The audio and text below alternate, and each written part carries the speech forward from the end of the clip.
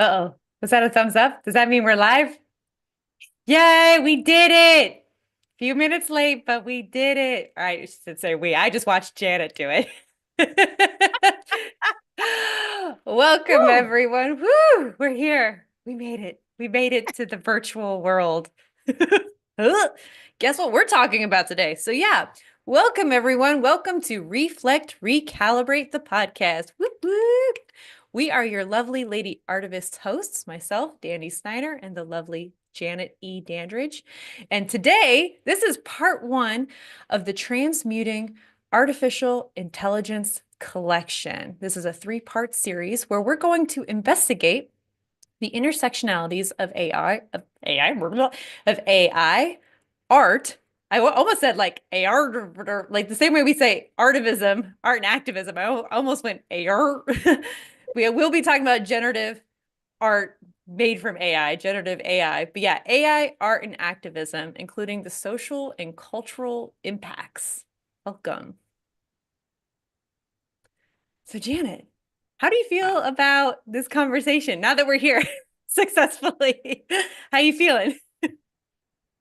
Man, every single time we do an episode in this new format, and I have to be the technical director and co-host, I'm just like, let me just get into the mode as best as I can, as quickly as I can. And so in terms of how I feel about artificial intelligence and the internet, and all of the things that we utilize, those of us who have access to these things, um man, right now I'm just like, damn you, damn you, damn you.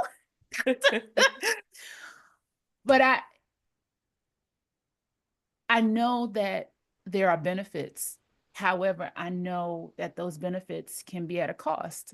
And for me, negotiating that within my spirit, knowing the costs, how it impacts the environment adversely.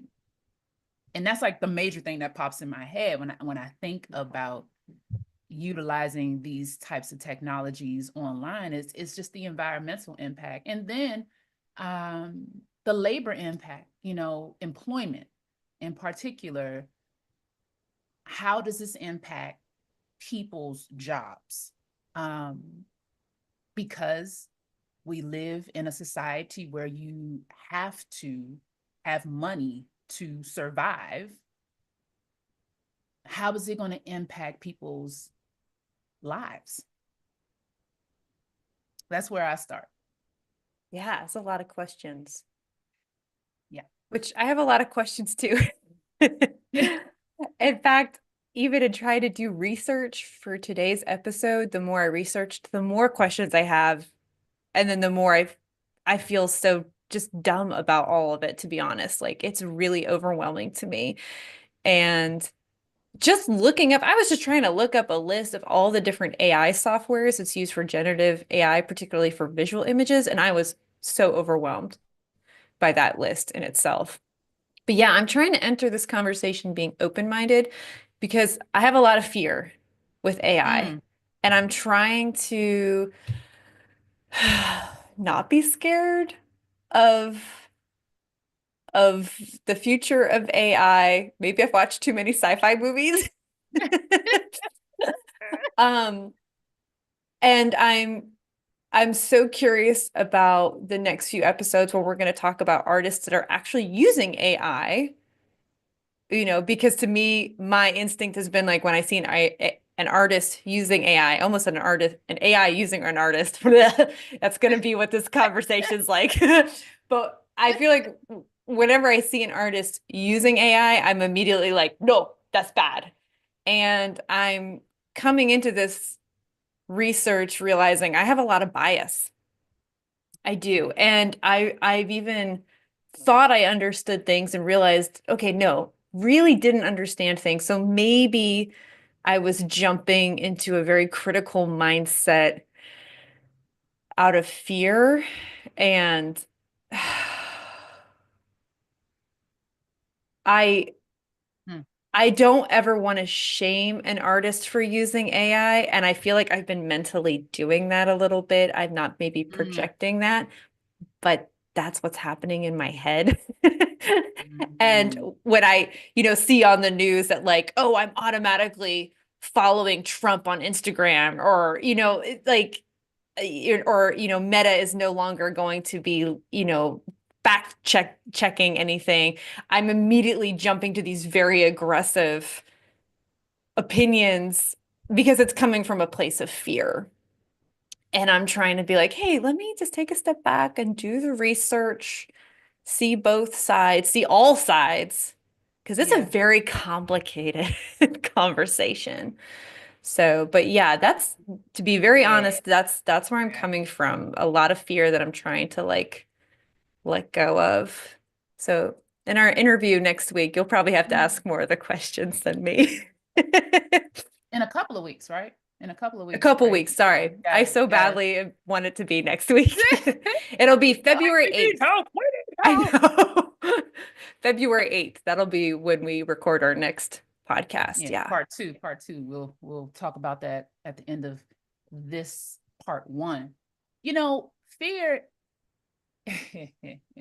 fear, it controls so much, unfortunately, especially when you don't know what it is Yeah. that you're dealing with, or you don't want to understand, or you don't have the time to understand, or you're hearing all of these scary things put in your face, and Hmm. you're like, well, what is this? What? How? Who?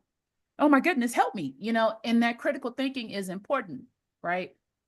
This is directly related to how constructs of race have created Hmm. the situations we are in socio-politically. When people are told to fear someone because of their race, because of the color of their skin, and there's no critical thinking that happens, then all kinds of madness ensues, right? Hmm. Even though we know artificial intelligence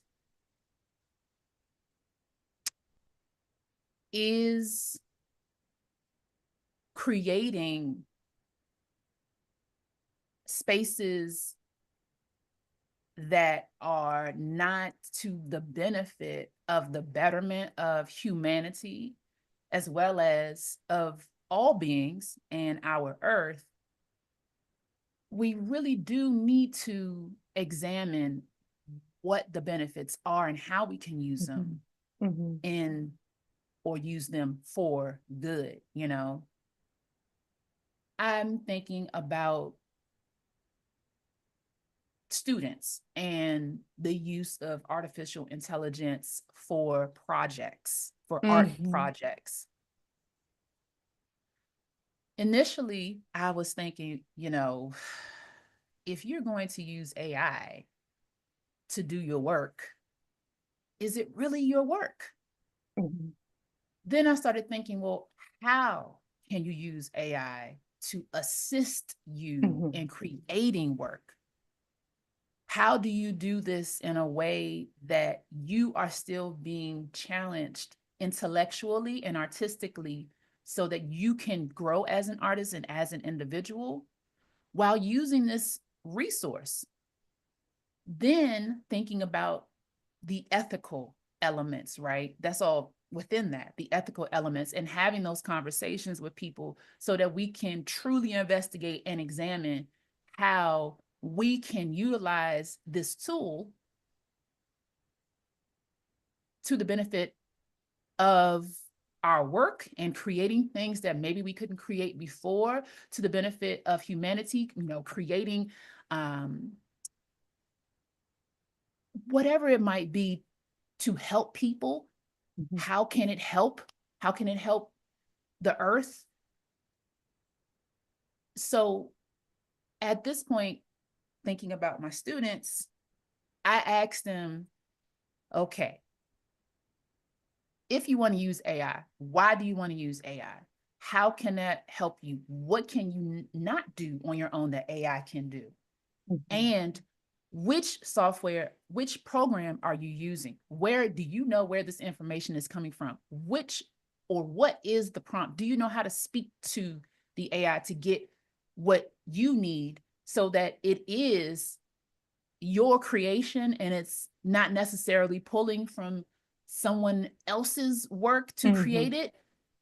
Yet I know that it is pulling from somewhere else, but I don't know all of the intricacies of how that works. And this is what I'm trying to learn now. Since we know that people can create works, artworks, and those artworks are informed through AI by other artworks that are out there, is there a possible way for you to create an artwork where it doesn't pull from other folks' artwork, not giving them credit, not giving them, thinking about capitalism, the residuals of using the work that, we actually have in place, let's say within the music industry, for example. I'm learning about that. And when I was going over things for this episode, I was looking at laws within different states and cities. And I say cities because DC is a city. So I looked at my hometown, to see what was going on and what type of laws have been put into place. And it's sort of all over the place. Hmm. It's sort of all over the place. And I know that there have been federal actions as far as bills brought to the floor of Congress or the House, the Senate. But I'm looking through all of these things right now and I'm sifting through trying to understand, okay, what has been approved, what is, in process, who is actually supporting these bills, how is that going to impact individuals, how does this benefit the corporations that own these systems. It's so much to look into Hmm. to have that critical Yeah. thinking, right? And there's loopholes. There's so many loopholes too that people are finding. Yeah. I I did play around a little bit with Firefly on Adobe before our episode today because I was curious since Firefly uses only its own licensed images and that it actually, when you upload an image into it as a reference image, it asks you if you have the rights to it. And I'm sure there's lots of people that upload images that they don't have the rights to, which I'm like, how is that policed? I don't know. Um, but yeah, I was playing around with it. It was pretty silly. I don't know how to talk to AI yet. I'm still learning how to talk to them. I had a very lengthy conversation last week with Meta where I was asking Meta some very, specific questions about how it is talking with me and creating art for me. I'd be like, imagine, and I'd put something in like an artivist. What does an artivist look like? And it would show me an image of just this white guy with a ponytail in a painting studio, just painting something abstract. And I was like, okay. And I just Right. asked different things like what does racial justice look like? Or what does like um just different topics within activism, right? And and yeah, at one point I accused Meta of bullshitting me. I was like, I think you're bullshitting me right now. And it did apologize to me, which I thought was very amusing.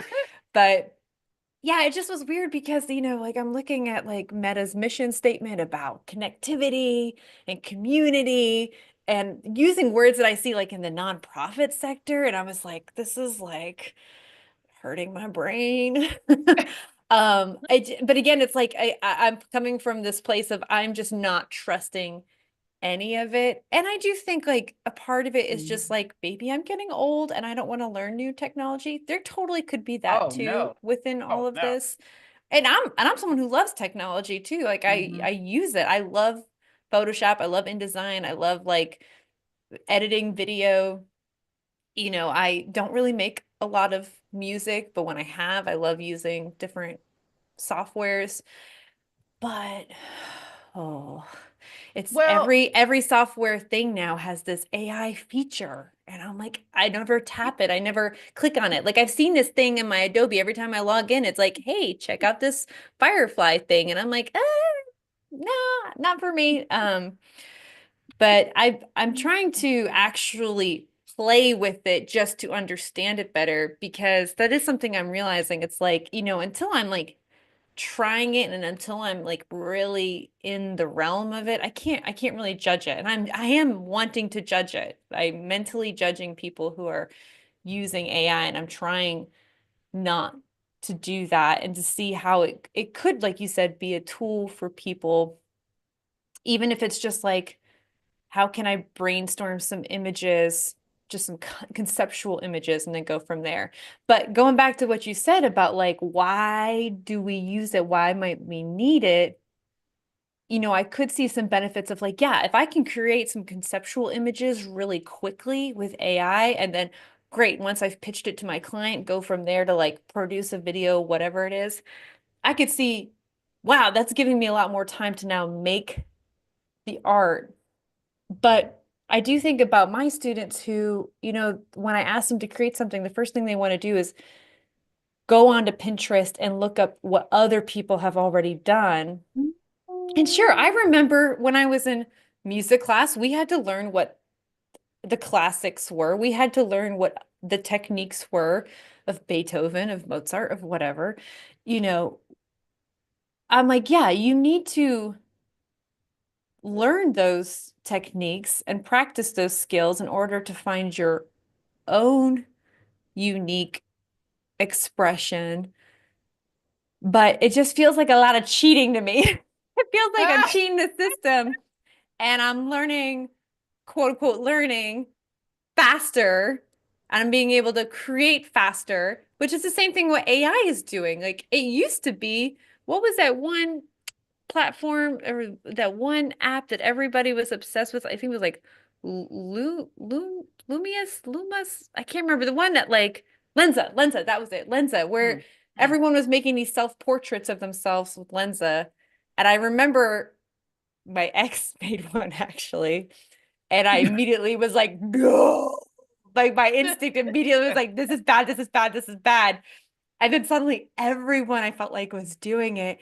And I was like, and they're pulling from, sure, they're clearly pulling from images and paintings that are over 70 years old. So they are public domain now. But there were some in there where I'm like, hey, Frida Kahlo is not public domain yet. She is now. But she was not when all this Mm. stuff was coming out. And I was like, okay, so we are pulling from images that are not public domain yet. So all my radar was off. But I I I don't know now where I'm going with this, but I think like yeah, I might pause there Well, for a second. look, what you said about helping you create something, Yeah. right? Talk about the benefits. And if you check comment on our YouTube channel right now, Oh, this is what one of our viewers is talking about. Just reducing, he says, reducing the time you have to spend doing minutia so you have more time and energy doing more and creating more. right. Yeah. I I mean, love that idea. Making more efficiency, money too. efficiency, right? It's and then also the ideas that you have that maybe you would have had to hire multiple people to do this work. So the funding that's necessary to get it done. Now, when you learn how to communicate with the AI, you can get at least a foundation, a starting point, so that you have this product that now you can go to. If you have to work with someone still, you can say, well, look, I have all of this now. I have this is the example. Or you can just continue doing it yourself. And that means, yes, learning this Mhm. new tool, right? And you said with age, sometimes, you're in your ways and you're like, I don't want to do this. And this is a little scary, and now you're doing this for me. What else are you doing? What else are you looking into? What else are you pulling from out of my life, out of off of my computer, off of Mhm. my phone, whatever technology, to put out there into the world, you know? And it's it's difficult. It's difficult because, for example, on Zoom, you have AI companion. I was told the other day when I was in a reading group, a meeting for a reading group, that I can use AI companion to give me a summary of the meeting. And so I was like, oh, okay. I mean, you have all these tools, right? So many, you just got to know that it's there. So, I was just like, oh, okay, well, I guess I'll use it, just to see how it works. And then we used it, right, to see just how accurate it could be. And it was totally accurate. I mean, talk about taking notes and synthesizing things. Yeah. It's like those books, the This for Dummies books. It really synthesized, broke it down, and I'm going through it and I'm like, okay, I'm like fact checking. Like, is this what we said? And then how it categorizes what we said. I was just like, okay. And I know it's not like this is shocking to me. It's just like, you're in my computer. You're listening to me. And as I've seen on so many different science fiction movies and had conversations with people Yeah. discussing conspiracy theories, it's always on, right? The camera's Yeah. always on, Yeah. even though it's off. The mic Yeah. is always on, even though it's off. Yeah. And it goes into, for example, both of us having cats in our lives now, Yeah, I know, right? and looking at different programs and seeing that the ads that are popping up Yeah. are now cat focused. And I'm like, is it because I wasn't thinking about cats before that I didn't notice these cats? Or is it because the mic is on and I'm getting fed more stuff about cats? It's Yeah. just like when you think about a car on the road, and you hadn't thought about that car before, and then you start seeing these cars all the time when you're Yeah. on the road. Yeah. Which way does it go? Oh, so what's funny is I'm trying to get a little bit more tapping a little bit more into my spirituality, which I'll be honest, I'm like I've never really been sure about even the word spiritual. If I tell people I'm spiritual, because I live in an area where people constantly ask me, have you found a church yet? Have you found a church yet? Have you found a church yet? And I'm like, huh. So, um, I have trouble with telling people I'm a spiritual person in my own church, and I don't really honestly want to explain it to people. Um, Mhm. but that's a whole other thing. But something that I have been thinking a lot about is that there's no coincidences anymore, that everything is happening for a reason, which my mom always said that growing up. And I'm like, yeah, yeah, yeah, everything happens for a reason. You could find the reason in everything. I get it. But really looking more closely at coincidental things, like the fact that both you and I subtly own cats and we're not really cat people. I don't want to speak for you, but Exactly. We are their humans right now. Yep. so it's like, what does that mean? But yeah, I've been trying to look a little bit, more closely at things that, okay, why did this pop up again, for example? And Mhm. whether it's a technology thing, like YouTube being like, hey, you should watch this. And I'm like, that's weird. I was just thinking about watching something like that. Um, or if it's just something out in nature. But yeah, something that I'm thinking about is Mhm. I'm like, if tomorrow robots could do everything, which I do want to come back to this point because I do have thoughts on the fact that, like, okay, yeah, maybe we don't need to employ as many people as we used to. Am I one of those Mhm. people now without a job? But let's Mhm. just say tomorrow robots could do everything for us and we could just enjoy the planet, which I'm not really sure how we're going to enjoy the planet if we need so many robots to do everything. I'm not really sure what that means to like the trees and the sun and but Mhm. if Right. we could just grow food and eat food and make art and make music. And I don't know. I was like, it could because robots could do everything for us in this utopia where I don't actually need to work for money and I can just enjoy life. Would I be okay then with AI? Mm, mm. I don't know. I don't know. And I think a lot about ants right now, how hard ants work.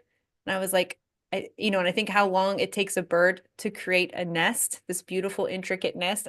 I think about, okay, no, maybe we are meant to do work, but not be machines, though, not work at this level, not Not live to work. live to work. Exactly. And also, money should not be the most important energy in our lives.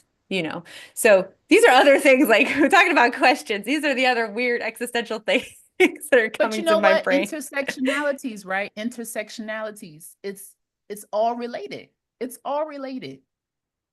Yeah. What about them ants? Like Right? what?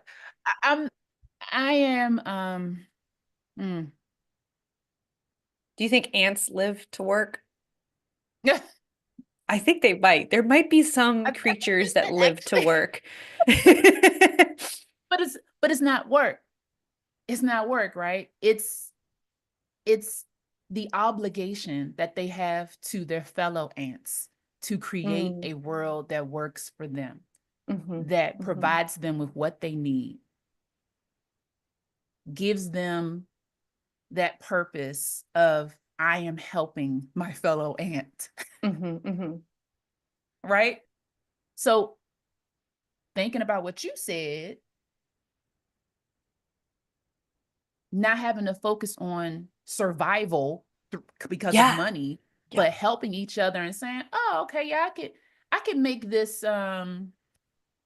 tool for you to use to build your home, or we could trade so that I get, cabbage and you get some seeds to plant herbs. I don't know, we can go and enjoy the beach and the sun and the rain and the snow and cipher just spiritually about our thoughts and create this magical realm, because we are alive.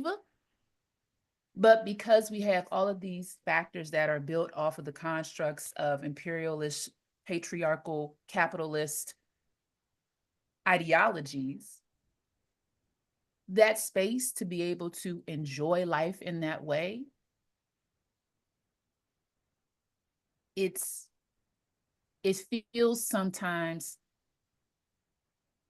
as if it's impossible.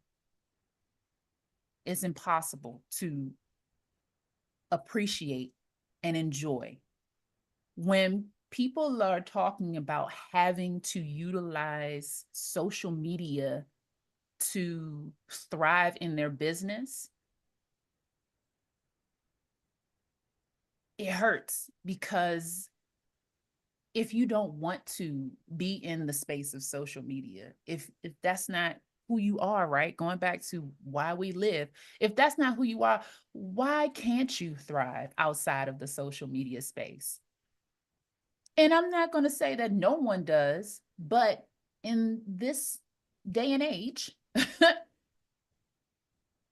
this is what is connected to financial stability when it comes to work. Yeah. Why do I have to share all the time? Why? But you're Now, if actually you like interesting. that, cool. If And you're you not like posting that, just cool. cat videos. Exactly. If you like that, cool. But if that's not your spirit, Right. so I know a lot of folks who are looking to remove themselves from these spaces, right? Yeah. Or they're going to be maybe on one or two because they're like, okay, yeah, this is, the world we live in. And so I'm just going to work through this. I have a friend who has a successful business, but she's not online, and like, she's not online. And I don't even know if her business is on, her business is online, but as far as social media, I'm not sure. But how do you get offline and not ever be online like my friend, yet be able to thrive within your business? And so I think it depends on the type of business that you're in, Yeah. right? Can I ask what kind of business is she in? Can I ask? She's in medicine. Oh, We need interesting. medicine, right? Well, Yeah. she's a medical professional. So, and we need that. Yeah. People don't think that you need art. Okay, that's a whole other podcast. Oh my God. Yeah, Even though no. we are on these social media apps where we're sharing all kinds of things and people are Oh using my God. filters and different what are they called? Yeah, different filters and creative tools to enhance their videos, or they're just using their phones, right? And using the filters on the phone to enhance their videos or change their voices up, right?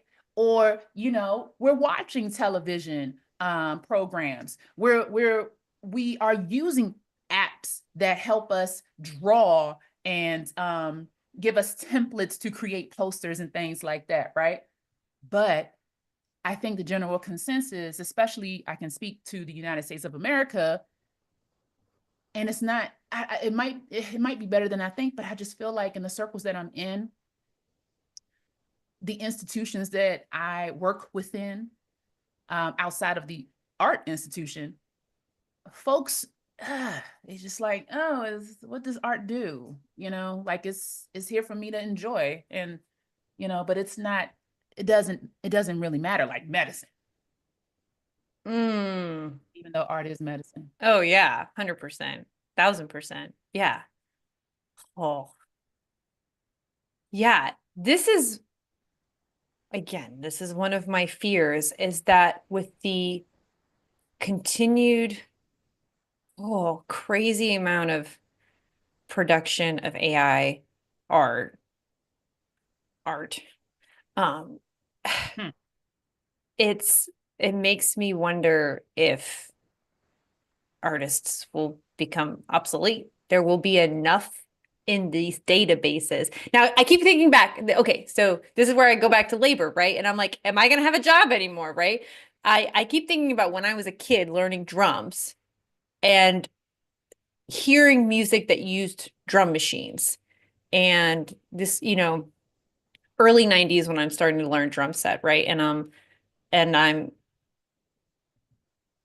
I remember being wondering if drum machines would replace drummers one day. Like, should I not learn drums because drum machines are going to replace me one day? And I Mm, remember a teacher telling me, like, nah, we're always going to still need drummers. We're always going to. And it's been true. We still need drummers. Can I perform as accurately in a studio as a drum machine, like right on the click? mm, No. I would like to think so, but let's be honest, no. But am I going to sound better than a drum machine because I can have a little bit more intricacy and variation?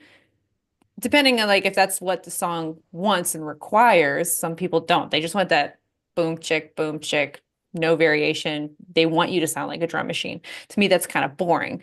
So, but yeah, it makes me wonder, like, especially when I remember gosh, this was around 2011, 12.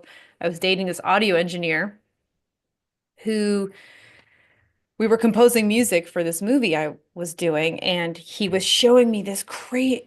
I shouldn't keep saying the word crazy. I apologize, but it was so mind-boggling, this vast amount of different sound effects that he had from different instruments, like any string instrument, and they sounded so real. And he was like, because they are real.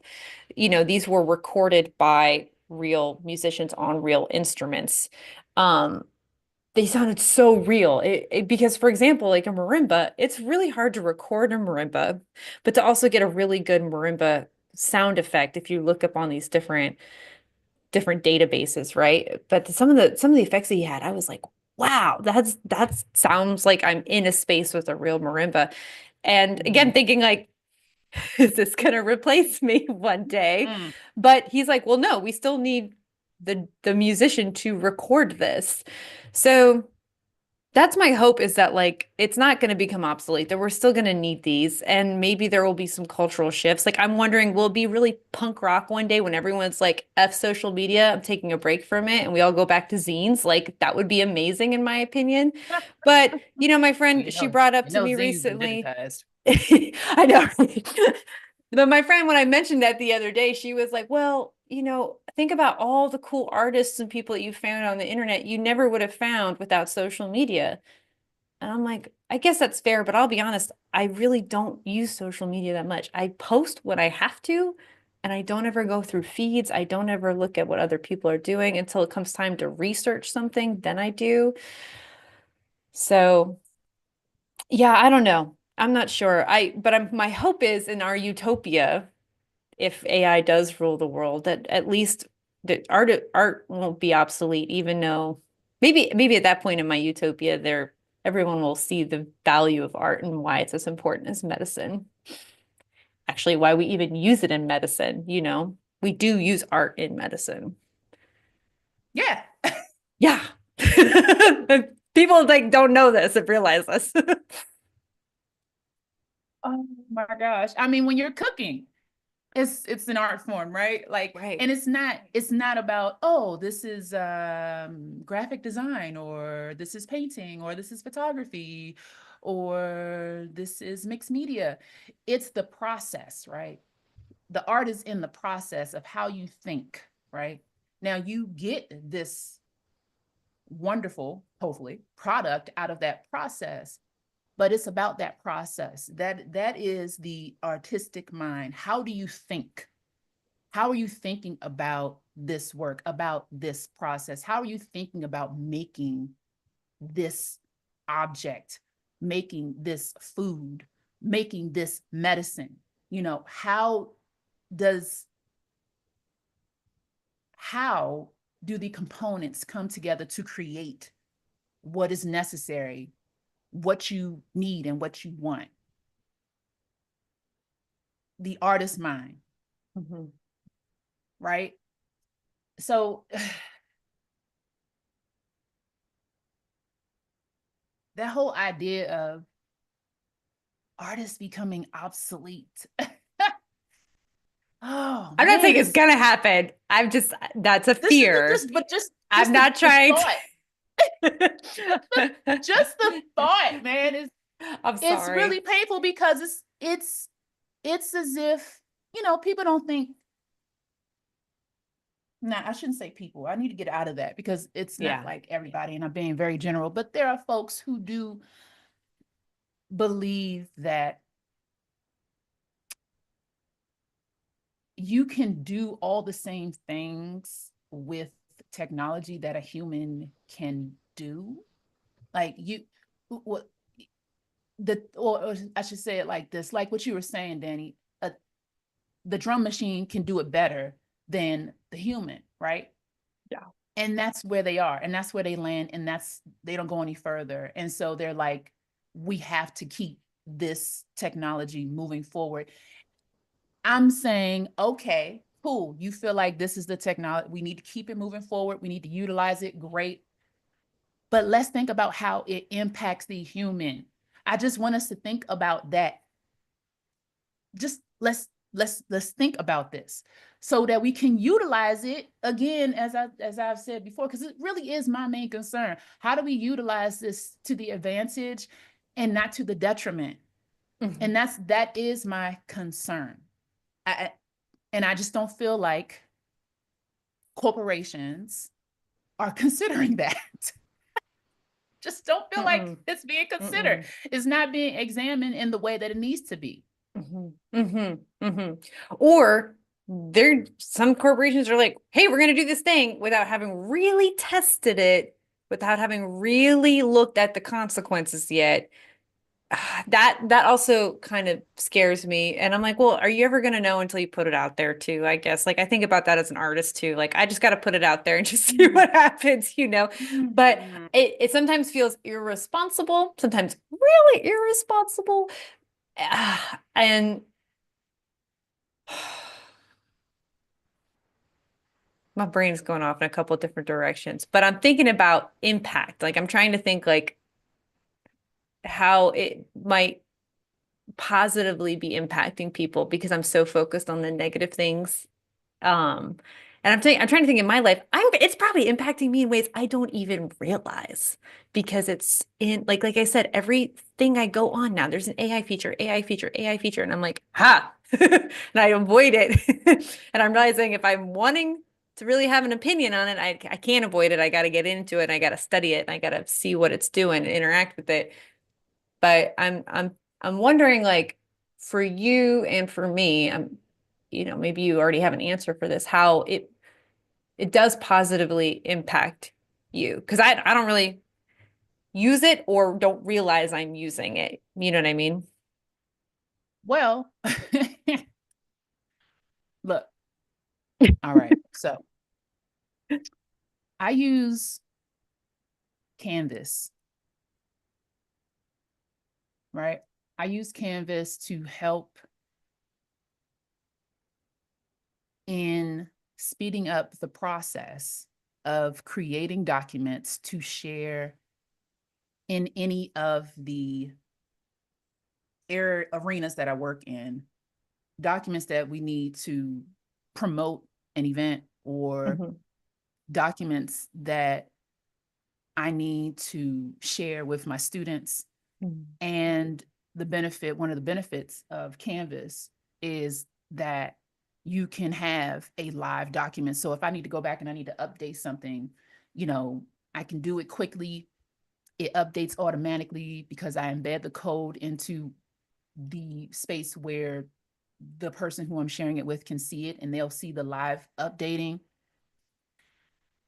When you are involved with different organizations and you have such a heavy workload, that type of tool to help in creating this material for promotion, for education is so beneficial.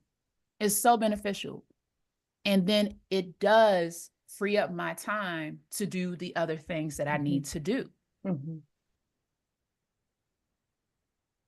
And, you can pay for a subscription or you can use it for free.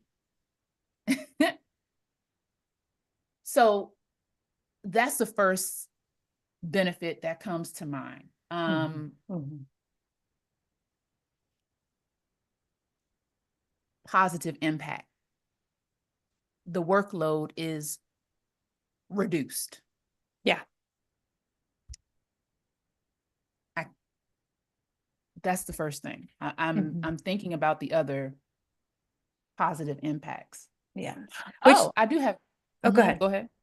I was just gonna say that to me is like the biggest appeal of it potentially reducing my workload for sure. So I can make more and make more money. Yeah. Right. Right. But Like, yeah, please continue. I'm wondering if there's got to be more to this I'm not seeing. well, I've been okay. So I need to step back and preface it with this. As an artist, a lot of us seek funding from organizations that we trust, some organizations that we don't really care for as well. And you write grants or proposals to get grants to do the work that you're doing. And oftentimes, you're not getting all of the grants that you applied to as an artist. I think that's across the board true, unless you're in the 1% and people are giving you the money because you already have some type of international fame or something. So high level international fame, I should say. So when I want to get money to fund a project that I'm really passionate about and I don't get the money, it's a downer. And it's like, damn, like I don't have that skill to do this. And this is why I need that money to pay this person. Um, so that I can make it happen because, it takes a team, right? Even like with the AI, people had to put that information in there. It Hmm. takes a team. Hmm. Now what I've learned from my brother, some, just the perspective of, how to communicate with AI to get something that you need as far as artistically from it, right?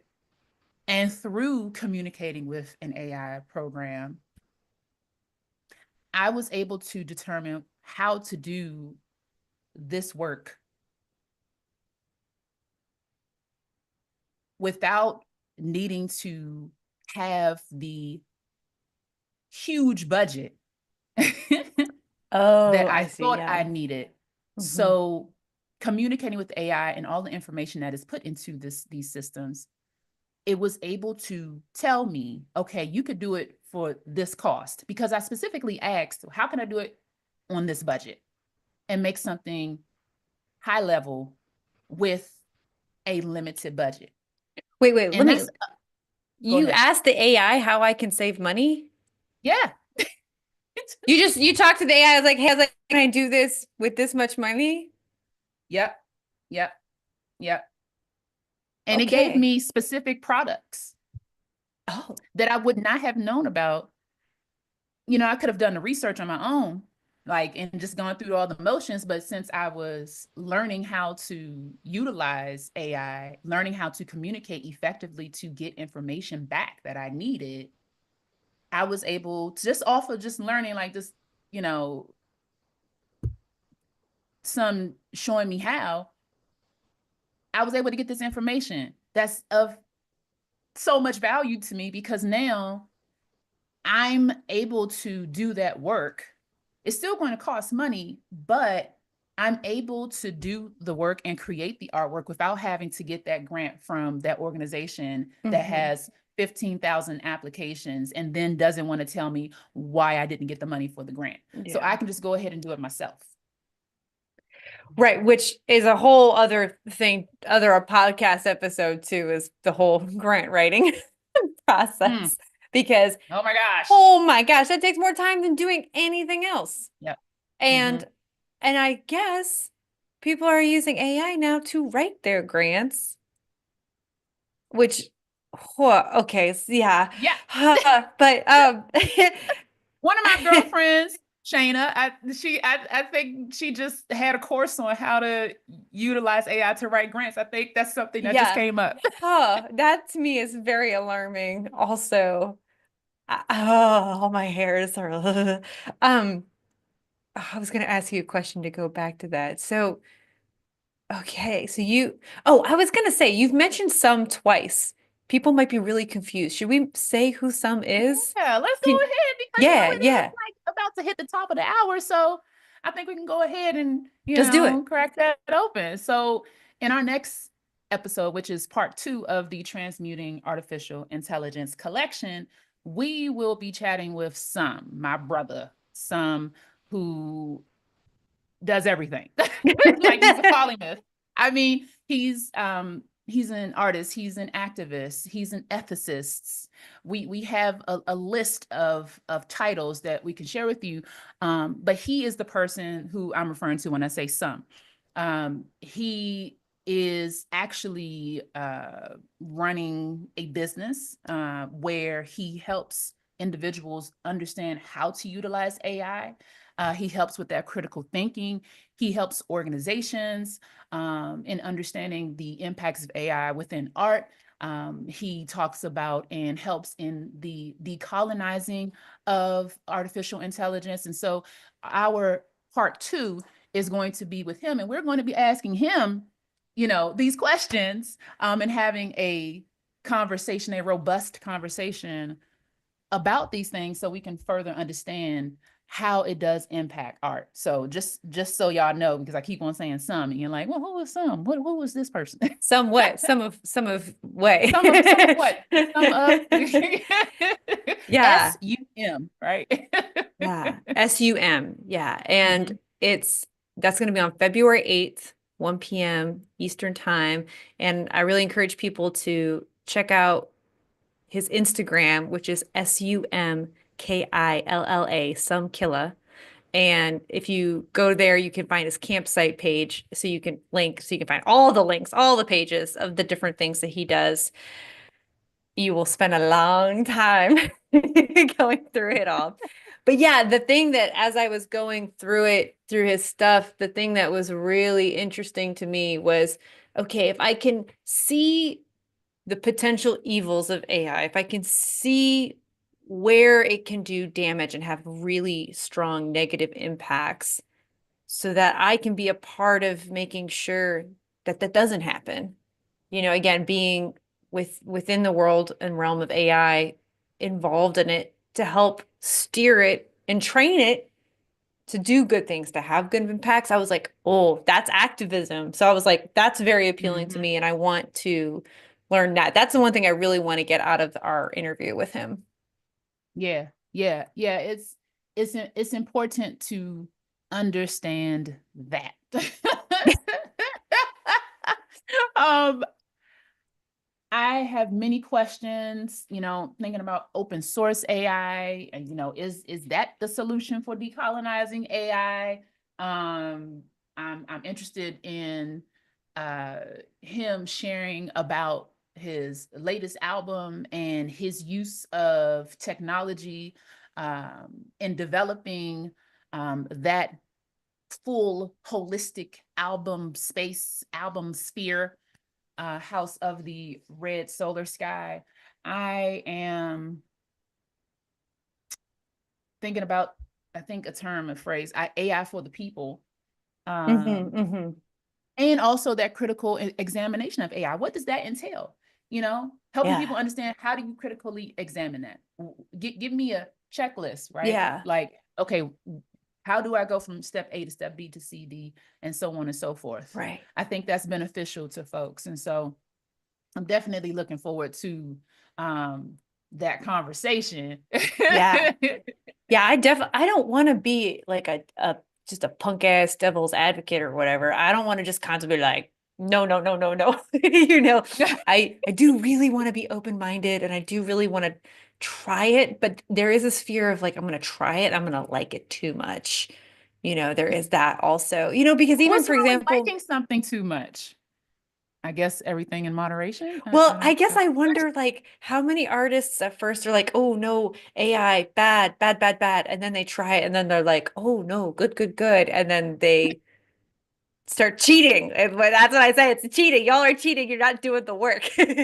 Um, Ugh. but that's again me being judgmental in my head. I'm being very honest right now. That is what's Yeah. happening in my head when I look at this.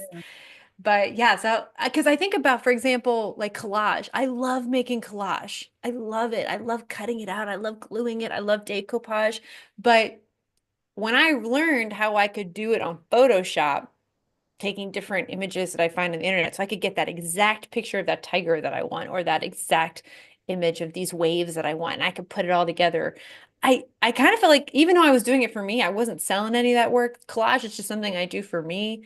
I still felt like I was cheating by doing it on Photoshop and not Oh, like cutting it out and pasting it together. And I remember even like I have a friend who's an actual like a very talented painter, oil painter, and he saw one of these images that I had created on my wall in my house, and he said like, "Wow, I really really like that." And I was like, "No, no, no, no, no.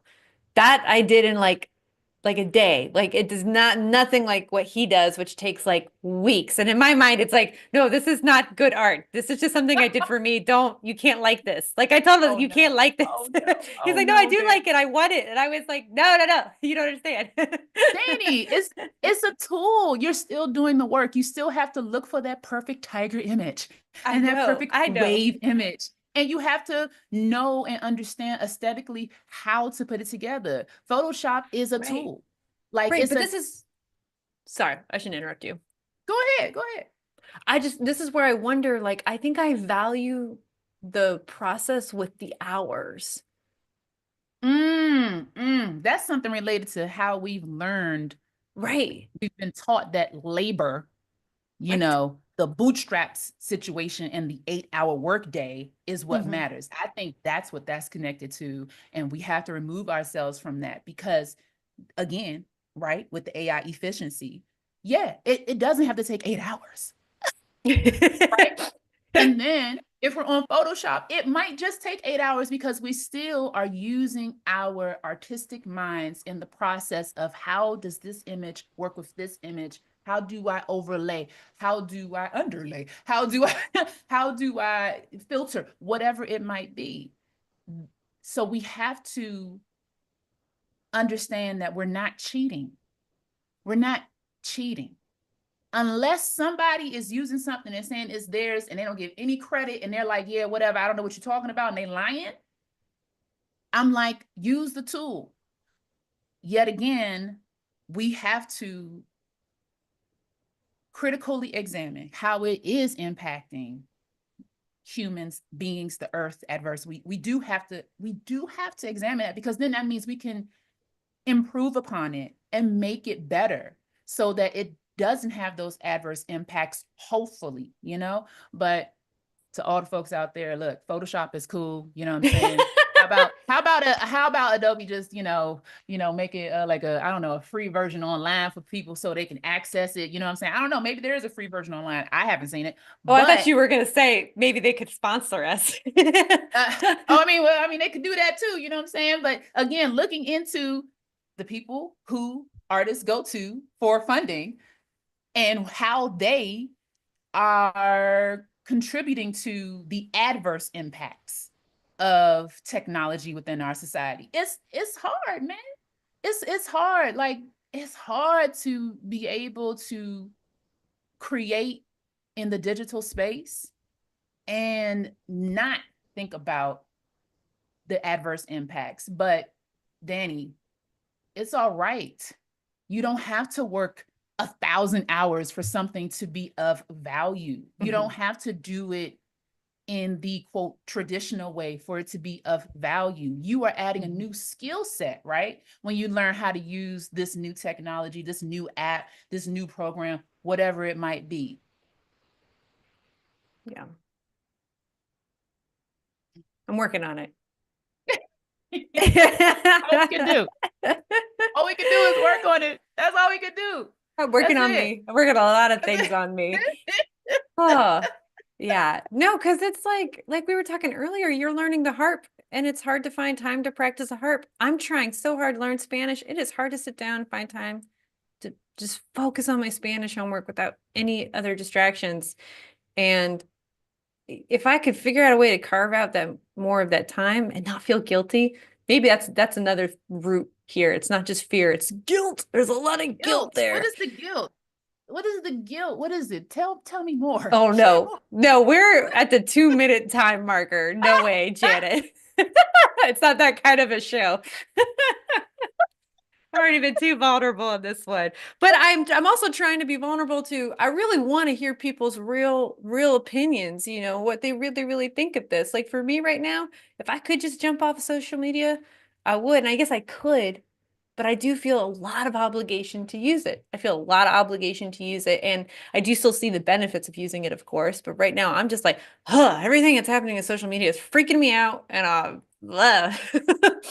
so I really do want to know like what people think, and or can anyone envision something, since we're talking to the visionaries, can anyone envision what would it look like if we were off social media? What would that look like? Where we could still continue to have this global community, where we could still continue to share resources, trusted resources, you know. Yeah, trusted. That's important to add. Right. Trusted, trusted sources. Yeah, AI has been around for a long time. Yeah. I think that's another thing that we all have to understand. It's been around for a while. I mean, the ideas of AI, I think, like, just off of my cursory research, and if anyone has any in-depth information about this that they're expert on, they want to share it. But I think it was like the 50s when the Exactly. idea started to float, right? So, and we've been using it since what, like the 70s, right? Or something like that, late 70s. I think, I have to do more research, but basically it's been around for a while. Yeah. And Yeah. we have been, it's been in the world, and it's been used for our benefit for a while.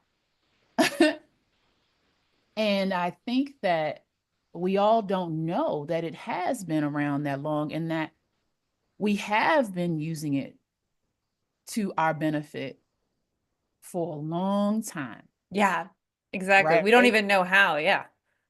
Yeah. So knowing that history also, I think, helps with, examining how you feel about it, thinking about, the guilt thing, that we're not getting into right now, thinking about the positive impacts and all of that. So again, knowing the history, examining it in a way that helps you, me, understand the benefits and the disadvantages, I think can help in creating a better space for AI to exist harmoniously. I don't think right now, this very moment, that not having it at all would help. Yeah, yeah. But finding that balance though, Yeah. I really I want to be hopeful that we're gonna find that balance. We're gonna figure it out. Like the Jetsons. I'll just have my one robot and like my one flying car. Yeah. I don't know. Yeah. Yeah. Right. That's funny that that's Well, my understanding of AI is the freaking Jetsons. now that's funny. That's That how much is I've been hilarious. avoiding. I'm just saying though, like, the ideas have been around. So, Yeah. look. Okay, so y'all, we have to go. Part one. Part one of the Transmuting Artificial Intelligence collection. We have to go today, but February 8th, Saturday, February 8th at 1 p.m. ET will be part two of the Transmuting Artificial Intelligence collection. And that's when we'll be chatting with some whom we mentioned throughout this conversation. Some is an MC, a writer, performer, creative director, AI specialist, researcher, ethicist, activist, liberationist.